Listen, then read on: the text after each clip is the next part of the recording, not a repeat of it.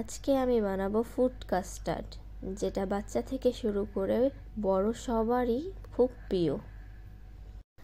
কাস্টার্ডটা আজকে আমি কুকারে বানাবো, আপনারা চাইলে চুলাও বানাইতে পারেন। প্রথমে আমি ঘি দিয়ে নিলাম।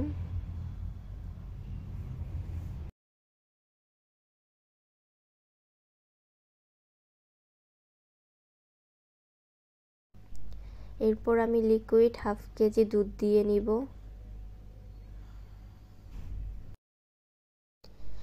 এবার ভালোভাবে মিক্স করে নিব, না হলে নিচে দলা পেকে যাবে, কারণ ঘি আর দুধটা ভালোভাবে মিক্স করতে হবে।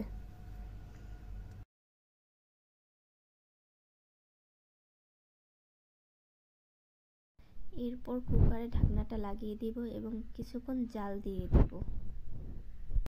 কিছুক্ষণ পর এটা হালকা হালকা বলক এসেছে। এরপর ঝুরা সেমাই দিয়ে দিব আমি এখানে। আমি সেমাই ভেজে নিই, আপনারা চাইলে চুলায় সেমাই ভেজে নিতে পারেন। এরপর ভালোভাবে নাড়া দিয়ে নিব। সেমাইটা ভালোভাবে নাড়া দিয়ে মিক্স করে নেব, না হলে সেমাইটা আস্তে আস্তে দলা পেকে যেতে পারে যদি আমি এভাবেই ঢাকনা লাগিয়ে রাখি, বা আপনারা চুলায় রান্না করলে যদি এভাবেই রেখে দেন। তাই ভালো করে নাড়া দিয়ে নেবেন।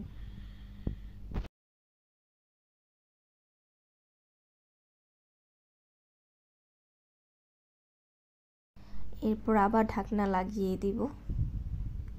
কিছুক্ষণ পর এটাতে আমি সাবু অ্যাড করব।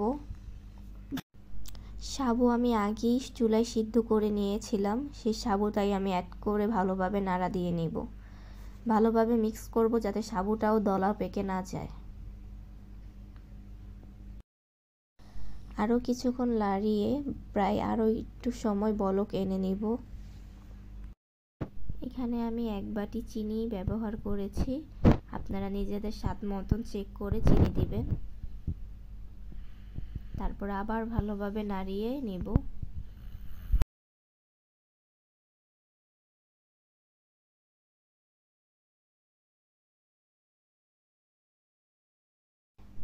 এবার আমি এখানে একটা বাটিতে কিছু পানি নিয়ে নেব আর 2 চা চামচ কাস্টার্ড পাউডার এখানে গুলিয়ে নেব। ভালোভাবে আগে বাটিতে কাস্টার্ড পাউডারটা আমি গুলিয়ে নেব। কাস্টার্ড পাউডারই এটার মেন উপাদান। এটা একটু ভালোভাবে গুলিয়ে নেবেন, কারণ পরে কাস্টার্ডে এটা দিলে এটা দলা পেকে যেতে পারে, তাই ভালো করে আগে গুলিয়ে নেবেন। আমি চামচের সাহায্যে ভালো করে গুলিয়ে নিচ্ছি। এবার আমি কাস্টার্ড পাউডারে গোলানো মিশ্রণটি দিয়ে দিব। এরপর আমি ভালোভাবে মিশিয়ে নেব, আর এই টাইমটায় অনবরত নাড়তেই হবে, না হলে এটা দলা পেকে যেতে পারে। এখানে আমি কিছু ফল নিয়েছি। এবার ঠান্ডা হয়ে গেলে কাস্টার্ডটা আমি বাটিতে ঢেলে নিব।